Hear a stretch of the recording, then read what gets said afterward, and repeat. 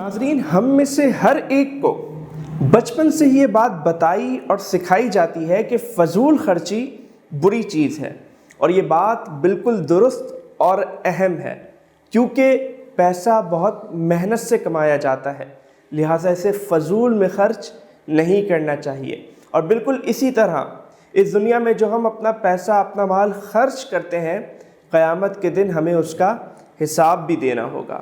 لیکن ناظرین، ایک اور بھی بڑی اہم چیز ہے جو ہمیں فضول میں خرچ نہیں کرنی چاہیے، اس کا فضول استعمال نہیں کرنا چاہیے، لیکن اس کے بارے میں بہت کم لوگ سمجھتے اور جانتے ہیں، اور وہ چیز ہے ہمارے الفاظ۔ جی ہاں، جس طرح ہمیں اپنا مال، اپنی دولت، اپنا پیسہ فضول میں خرچ نہیں کرنا چاہیے، ویسے ہمیں اپنے الفاظ بھی فضول میں استعمال نہیں کرنے چاہیے۔ جس طرح ہمیں اپنے پیسے کا، اپنے مال و دولت کا قیامت کے دن حساب دینا ہوگا، ویسے ہی ہمیں اپنے الفاظ کا بھی قیامت کے دن حساب دینا ہوگا۔ ناظرین، آپ نے دیکھا ہوگا کہ جب آپ کسی مجلس میں، کسی گیدرنگ میں جاتے ہیں تو وہاں کچھ لوگ ایسے آپ کو مل جاتے ہوں گے جو بہت زیادہ بولتے ہیں، فضول بولتے ہیں۔ تو اس سے ہوتا کیا ہے کہ ایک تو آپ کی نظر میں ان کی پرسنالٹی کا امیج خراب ہوتا ہے، دوسرا وہ اتنا زیادہ بولتے ہیں کہ بعض اوقات بولتے بولتے وہ دوسروں کی دل آزاری کا باعث بن جاتے ہیں۔ اسی طرح وہ بعض اوقات فضول بولنے میں بہت سی غلط اور بری باتیں بھی کر جاتے ہیں، غیبتیں بھی کر جاتے ہیں۔ تو یوں فضول بولنے کے بہت سارے نقصانات ہیں۔ جی ہاں ناظرین، یہ آپ کے الفاظ ہی ہوتے ہیں، آپ کی زبان ہی ہوتی ہے، جس سے آپ کسی کو خوش بھی کر سکتے ہیں، کسی کو ناراض بھی کر سکتے ہیں۔ اس زبان کا برا استعمال بھی کیا جا سکتا ہے اور اچھا استعمال بھی کیا جا سکتا ہے، اور زبان کے اچھے استعمال کی سب سے بہترین صورت یہ ہے کہ اس زبان سے ہم ذکر اللہ کریں۔ جی ہاں ناظرین، ذکر اللہ یہ بڑی اہم اور بہت بڑی عبادت ہے۔ اللہ تعالیٰ نے قرآن پاک میں کئی مقامات پر اپنا ذکر کرنے کا حکم ارشاد فرمایا۔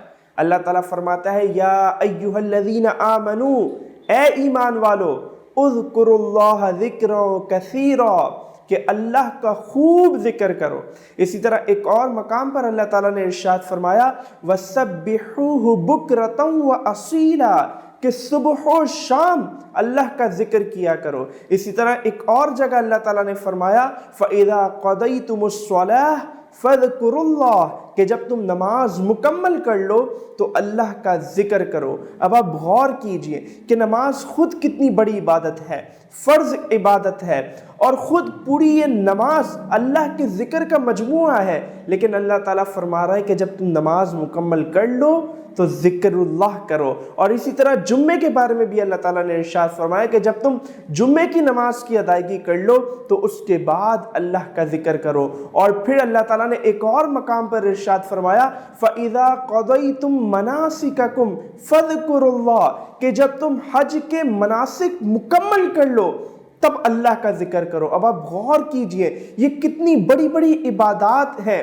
جو خود اللہ کے ذکر پر مشتمل ہیں، لیکن ان کو مکمل کرنے کے بعد بھی اللہ تعالیٰ ارشاد فرما رہا ہے کہ اللہ کا ذکر کرو۔ تو آپ نے جانا کہ اللہ کا ذکر یہ کتنی بڑی عبادت ہے، اور پھر جو اللہ کا ذکر کرتا ہے، دن رات اللہ کو یاد کرتا ہے، اللہ تعالیٰ اسے انعام کیا عطا فرماتا ہے، اسے کیا صلہ دیتا ہے۔ اللہ تعالیٰ فرماتا ہے، فَاذْکُرُونِی، تم میرا ذکر کرو، اذکرکم، میں تمہارا ذکر کروں گا۔ اللہ اکبر، کتنا بڑا بندے کو مرتبہ ملتا ہے کہ جب کوئی شخص اللہ کے ذکر میں مشغول ہو جاتا ہے تو اللہ تعالیٰ اس کا ذکر کرتا ہے، اور جس کا ذکر اللہ تعالیٰ کرے اس کا مقام اور مرتبہ کتنا بڑا ہوگا۔ ناظرین، یہ ایک حقیقت ہے اور یہ دنیا میں ایک اصول ہے کہ جو شخص جس سے جتنی محبت کرتا ہے اور جس سے جتنا زیادہ تعلق ہوتا ہے وہ اس کا اتنا زیادہ ذکر کرتا ہے۔ تو ہم سب اپنے اپنے آپ پر غور کر لیں کہ ہم میں سے کتنے لوگ اللہ کا کتنا ذکر کرتے ہیں، آیا ہمارا اللہ سے تعلق کتنا مضبوط ہے، آیا ہم اللہ تعالیٰ سے کتنی محبت کرتے ہیں۔ حدیث پاک میں آتا ہے کہ ذکر کرنے والے اور ذکر نہ کرنے والے کی مثال ایسی ہے جیسے زندہ شخص اور مردہ شخص۔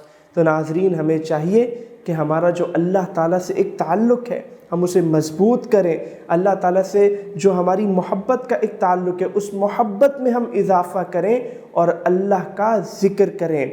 ذکر دل کے لیے بالکل ایسا ہی ہے جیسے مچھلی کے لیے پانی، اگر پانی چلا جائے تو مچھلی مر جاتی ہے، تو ہمارے دلوں سے اگر اللہ کا ذکر نکل جائے تو ہمارے دل مردہ ہو جائیں گے۔ الا بذکر اللہ تطمئن القلوب، جان لو کہ اللہ ہی کے ذکر میں دلوں کا چین ہے۔